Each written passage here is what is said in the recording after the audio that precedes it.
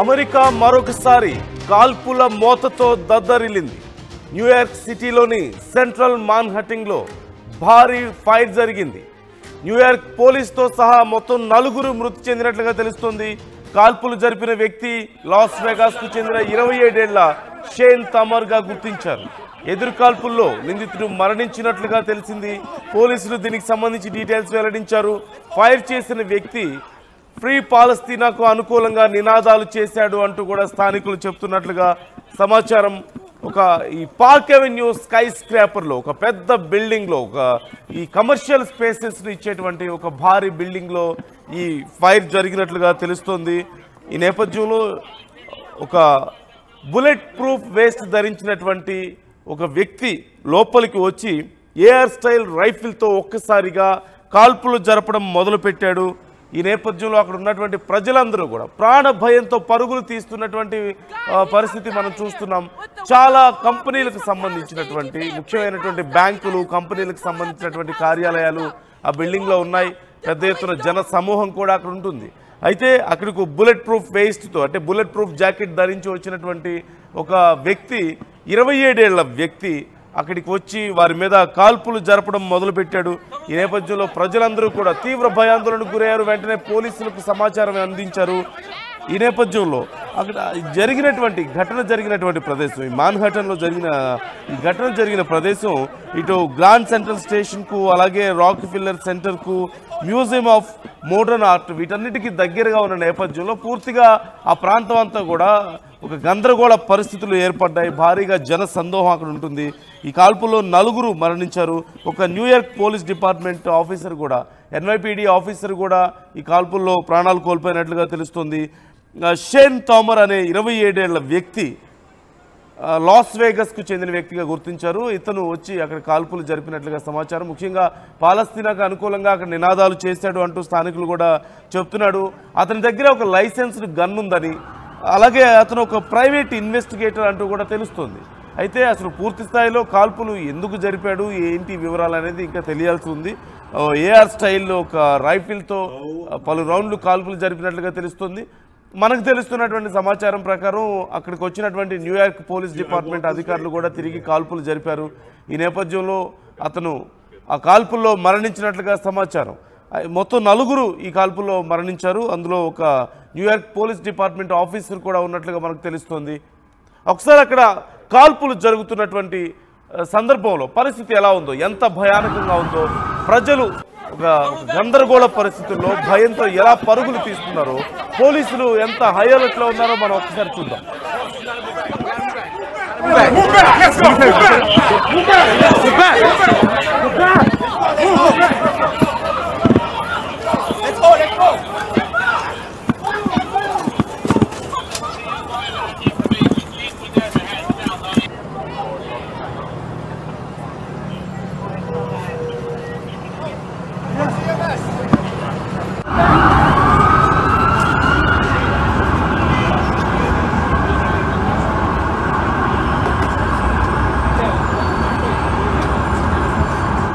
Oh my.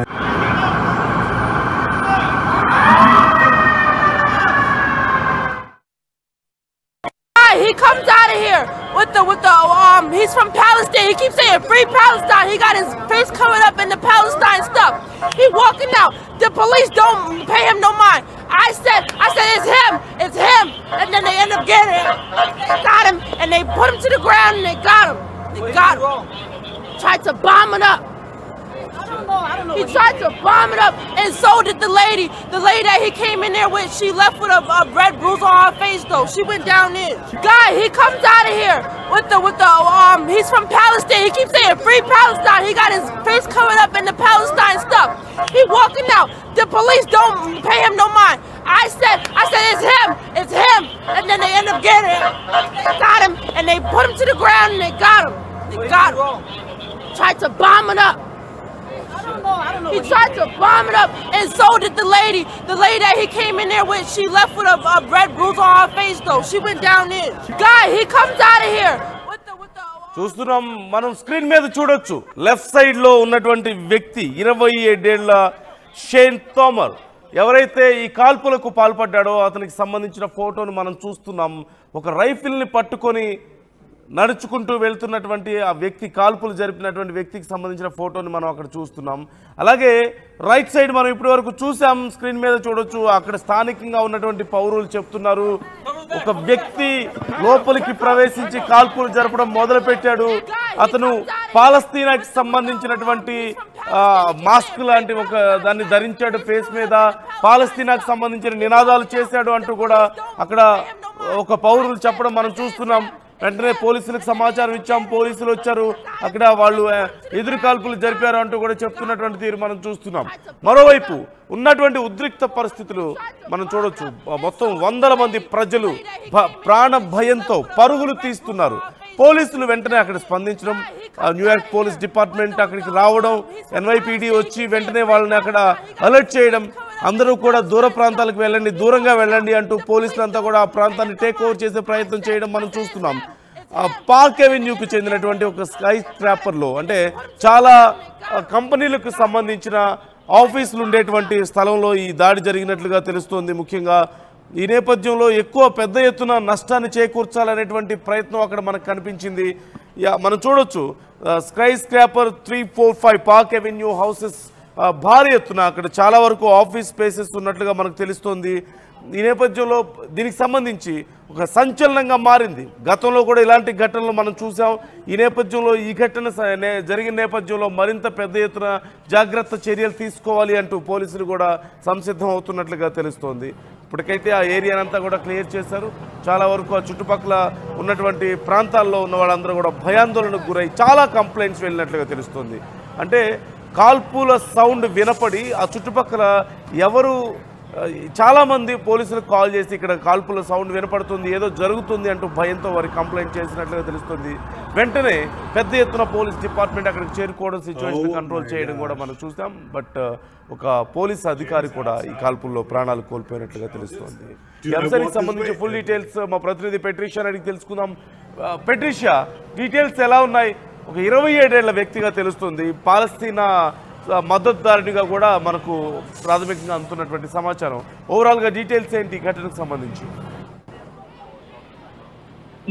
అమెరికాలో మరోసారి కాల్పుల కలకలం. ఎక్కడైతే న్యూయార్క్ సిటీలో అయితే ఈ ఘటన చోటు చేసుకుంది. దాదాపు న్యూయార్క్ పోలీస్ ఆఫీసర్ తో పాటు 4 చనిపోయారని తెలుస్తుంది. ఈ షూటింగ్ చేసిన వ్యక్తి, కాల్పులకి తెగబడిన వ్యక్తి 27 ఇయర్స్ అని కూడా గుర్తించారు. లాస్ వేగస్ లో ఈ ఘటన చోటు చేసుకుంది. ప్రధానంగా పోలీసులు కూడా అతను చనిపోయాడు అంటే షూటింగ్ చేస్తున్న సమయంలో కూడా ఎదురు కాల్పుల్లో కూడా అతను చనిపోయాడు. లోకల్స్ కూడా అక్కడ భారీగా షౌట్ చేస్తున్నట్టు slogans favourable to free Palestine గురించి మాట్లాడడం కూడా జరిగింది. మొత్తం మీద కూడా ఉధృత వాతావరణం క్రియేట్ అయిన పరిస్థితి. ఇదంతా కూడా 4 చనిపోయారు. దాంతోపాటు న్యూయార్క్ పోలీస్ డిపార్ట్మెంట్ NYPD నుంచి కూడా ఒక ఆఫీసర్ చనిపోయాడు. భారీగా కాల్పులు, గన్ ఫైరింగ్ జరగడంతో ఆ బిల్డింగ్ ఏదైతే ఇన్సిడెంట్ చోటు చేసుకుందో ప్రధానంగా 345 పార్క్ అవెన్యూ దగ్గర ఈ ఘటన చోటు చేస్తుంది. అది ప్రధానంగా headquarters company Blackstone కి సంబంధించిన నేషనల్ ఫుట్బాల్ లెగసీకి సంబంధించిన NFL కంపెనీస్ అక్కడనే ఉంటాయి. దాదాపు ఎంప్లాయీస్ అందరు కూడా అక్కడనే ఉంటారు. ప్లేయర్స్ అక్కడ ఉన్న అంటే పర్టికులర్ గా ఆ షూటింగ్ చేసిన వ్యక్తి ఎవరైతే కాల్పులకి తెగబడిన వ్యక్తి కూడా తమూరా 27 ఇయర్స్ ఓల్డ్, అతను లాస్ వేగస్ లో ఉంటాడని కూడా తెలుస్తుంది. అతను ప్రధానంగా అది ఆ బిల్డింగ్ ని ఎంచుకోవడం జరిగింది. దాదాపు 500లకు పైన మంది అయితే అక్కడ ఉంటారని తెలుస్తుంది. 2 కంపెనీస్, ఒకటి black stone company, national football లెగసీకి సంబంధించిన అసోసియేషన్ కూడా అక్కడనే ఉందని తెలుస్తుంది. మొత్తం మీద కూడా ఆ గన్ ఫైరింగ్ షూటింగ్ స్టార్ట్ అయిన వెంటనే అక్కడ ఉన్న ప్రజలు కూడా అప్రమత్తం అయ్యారు. వెంటనే హుటాహుటిగా పరిగెత్తడం జరిగింది. అంటే 33 ఫ్లోర్ లో కూడా ఈ వ్యక్తి రైఫిల్ తో ఉన్నాడని కూడా గుర్తించడం జరిగింది. దాదాపు 33 ఫ్లోర్లు అంటే మనం అంచనా వేసుకోవచ్చు ఎంతకు పైన ప్రజలు ఉన్నారు. దాంట్లో ఒకటేసారి కాల్పులు చేయడంతో హడావుడిగా తొక్కిస్లాట కూడా జరిగింది. కాపాడుకునే అంటే వాళ్ళ ప్రాణాలు కాపాడుకునే ప్రయత్నం చేశారు. వెంటనే హుటాహుటిగా అందరు కూడా పరిగెత్తడం కూడా జరిగింది. మొత్తం మీద కూడా తమూరా ఈ వ్యక్తి ఎవరైతే కాల్పులకి తెగబడ్డాడో అతను ఎందుకు ఇదంతా కూడా పర్టికులర్ గా చేయాల్సి వచ్చింది. అన్క్లియర్ అంటే ఇన్వెస్టిగేషన్ అంతా కూడా ప్రస్తుతం అన్క్లియర్ అనిపిస్తుంది. ఈ ఎన్ఎఫ్ఎల్ ఆస్పెక్ట్స్ బిల్డింగ్ ఎందుకు టార్గెట్ చేయాల్సి వచ్చింది, హెడ్ క్వార్టర్స్ మాత్రమే ఎందుకు టార్గెట్ చేయాల్సి వచ్చింది అనేది కూడా ఇప్పటి వరకు లా ఎన్ఫోర్స్మెంట్ వాళ్ళు కూడా ఎటువంటిది ప్రకటించలేరు, ఏది కూడా రిలీజ్ చేయలేదు. అంతా కూడా ఇన్వెస్టిగేట్ జరుగుతుంది. కానీ ఈ వ్యక్తి మాత్రం పదే పదే చాంట్ చేస్తూ స్లోగన్స్ చెప్తూ ఫ్రీ పాలస్తీన్ అంటున్నాడంటూ కూడా సోషల్ మీడియా అంతా కూడా ప్రస్తుతం ట్రెండింగ్ గా జరిగింది. అంతా కూడా వార్త కూడా పొక్కుతున్న పరిస్థితి కనిపిస్తుంది. నిజంగానే ఆయన ఫ్రీ పాలస్తీన్స్ గురించి కూడా ఆ మాట కోసమే అతను స్లోగన్ చేసి అటాక్ చేశాడా లేకపోతే ఏంటి అనేది కూడా అధికారులు ఇప్పటి వరకైతే వెల్లడించారు. కానీ ఫర్దర్ గా మాత్రం ఎన్వైపీడీ నుంచి కూడా ఆ అధికారులు ఇన్వెస్టిగేట్ చేస్తున్నారు. అదే కాకుండా FBI నుంచి కూడా అందరు కూడా ఇన్వెస్టిగేట్ చేస్తున్నారు. ఈ వ్యక్తి ఎందుకు కాల్పులకు తెగబడాల్సి వచ్చింది, దీని మీద ఏదైనా పొలిటికల్ యూటర్న్ ఉందా లేకపోతే ఇంకెవరైనా ఇతన్ని ప్రేరేపించారా లేక ఉగ్రవాద కుట్ర ఏదైనా ఉందా అనే విధంగా కూడా పోలీసులు దర్యాప్తు చేస్తున్నారు.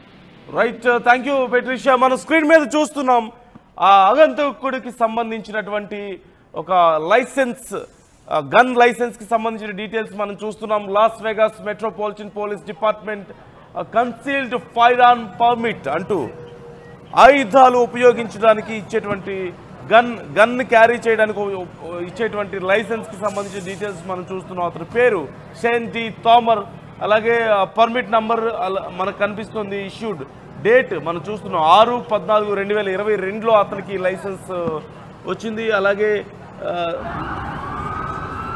అతని పర్మిట్ నంబర్ కూడా చూస్తున్నాం. అతని పేరు కనిపిస్తుంది క్లియర్గా. కన్సీల్డ్ ఫైర్ ఆర్మ్ పర్మిట్ అంటూ ఒక గన్ క్యారీ చేయడానికి ఇచ్చేటువంటి పర్మిషన్ లైసెన్స్ ని మనం చూస్తున్నాం. అతని లైసెన్స్ గన్ తోనే అతను కాల్పులు జరిపినట్లుగా తెలుస్తుంది.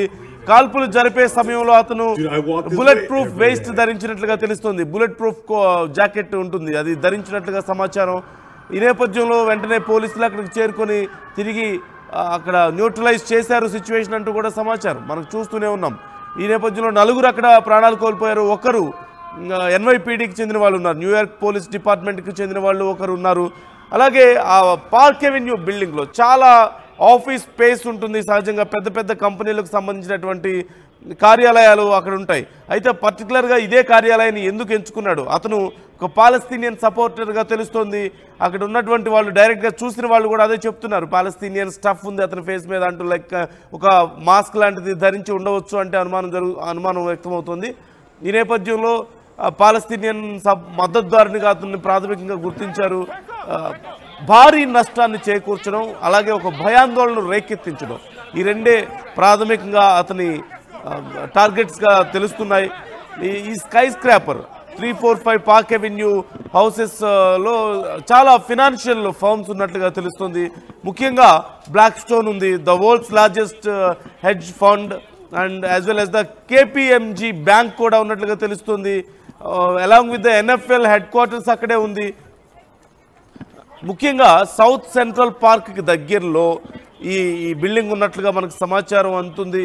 చాలా వరకు ఆ చుట్టుపక్కల ప్రాంతాలన్నీ కూడా పెద్ద పెద్ద బిజినెస్ కార్పొరేట్ ఆఫీసులకు సంబంధించి పెద్ద పెద్ద కంపెనీలకు సంబంధించినటువంటి ఆఫీస్ స్పేస్ కలిగినటువంటి బిల్డింగ్స్.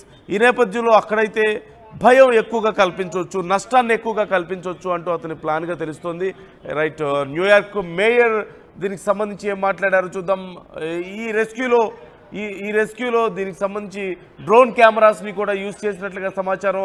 అతన్ని గుర్తించడానికి అలాగే ఎలా ఆపరేషన్ జరుగుతుందనే వివరాలను ఎప్పటికప్పుడు ప్రాపర్గా చెక్ చేసేందుకు న్యూయార్క్ మేయర్ మరికొద్ది సేపట్లో దీనికి ఈ అంశానికి సంబంధించి మాట్లాడబోతున్నట్లుగా తెలుస్తుంది. ఫుల్ డీటెయిల్స్ చెప్పబోతున్నారు. అతను ఎవరు, ఏ మోటివ్తో వచ్చారు, ఎందుకు కాల్పులు జరిపాడు, ఎంతమంది మరణించారు, గాయాలు ఎవరెవరికైనా, మొత్తం 7 లేదా 8 మంది మీద ఈ అటాక్ ఇంపాక్ట్ ఉన్నట్లుగా తెలుస్తుంది. అందులో 4 మరణించారు. దీనికి సంబంధించి మరికొద్ది సేపట్లో దీనికి సంబంధించి పూర్తి స్థాయి డీటెయిల్స్ రాబోతున్నాయి. ఒకసారి అక్కడ సిచ్యువేషన్ చూద్దాం, పరిస్థితి ఏంటి అనేది, ఎంత భయానకంగా ఉందనేది ఒకసారి మనం క్లియర్గా చూద్దాం.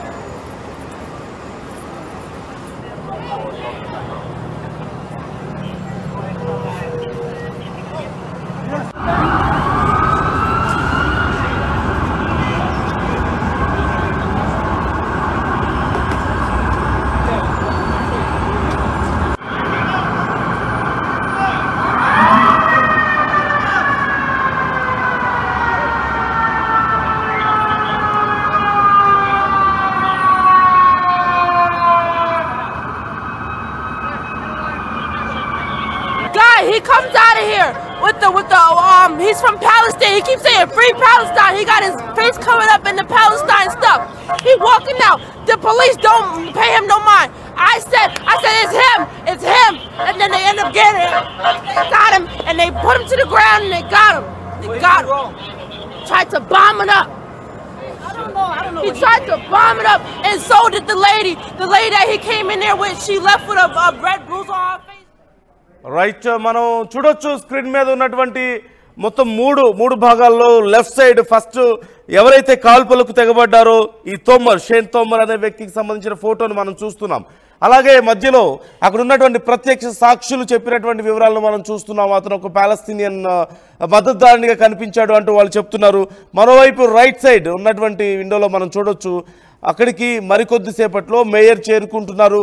ఇప్పటికే మరికొద్దిసేపట్లో దీనికి సంబంధించిన ఫుల్ డీటెయిల్స్ చెప్పబోతున్నట్లుగా తెలుస్తుంది. మాన్హాటన్ ప్రాంతంలో ఈ ఘటన జరిగింది. గ్రాండ్ సెంట్రల్ స్టేషన్ పరిసర ప్రాంతాల్లో ఈ దారుణం జరిగినట్లుగా తెలుస్తుంది. 4 మరణించారు. ఒక న్యూయార్క్ పోలీస్ డిపార్ట్మెంట్ ఆఫీసర్ కూడా ఉన్నారు. షేన్ తోమర్ అనేటువంటి 27 ఏళ్ల వ్యక్తి, లాస్ వెగాస్కు చెందినటువంటి వ్యక్తి ఈ కాల్పులకు తెగబడ్డట్లుగా తెలుస్తుంది. అతను ఒక పాలస్తీనియన్ వ్యక్తిగా గుర్తించారు, పాలస్తీనియన్ మద్దతుదారునిగా గుర్తించారు. లైసెన్స్డ్ గన్తో, తన దగ్గర ఉన్నటువంటి లైసెన్స్డ్ ఏఆర్ టైప్ రైఫిల్తో ఈ దారుణానికి పాల్పడ్డట్లుగా తెలుస్తుంది. ఈ నేపథ్యంలో అక్కడ మేయర్ ఏమంటున్నారో ఒకసారి చూద్దాం. డీటెయిల్స్ ఏం చెప్తున్నారో ఒకసారి విందాం. People shot tonight. We lost 4 souls to another senseless act of gun violence, including a member of the New York City Police Department, Officer Islam. He served in the 47th Precinct. He was just 36 years old and a 3.5-year veteran of the department. He was doing what he does best, and all members of the police department carry out. He was saving lives. He was protecting New Yorkers. He's an immigrant from Bangladesh, and he loved this city, and everyone we spoke with stated. 36 ఏళ్ల officer మృతి చెందాడు ఈ ఘటనలో అంటూ కూడా ఆయన చెప్తున్నారు.